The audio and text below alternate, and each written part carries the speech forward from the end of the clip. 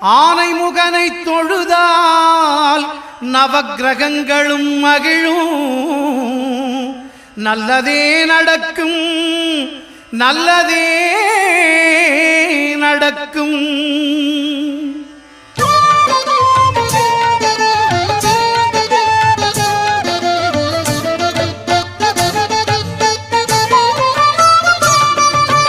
ஒன்பது கோளும் ஒன்றாய் காண அங்கு கற்பகம் என்னும் கடவுளின் மெய்யில் ஒன்பது கோளும் ஒன்றாய் காண அங்கு கற்பகம் என்னும் கடவுளின் மெய்யில் சூரியன் முதலாய் ஒன்பது கிரகமும் பலவித குணங்களை கொண்டிருக்கும். எங்கள் கற்பக தருவில் அவை வரும்போது ஒன்றாய் சேர்ந்து பலனளிக்கும்.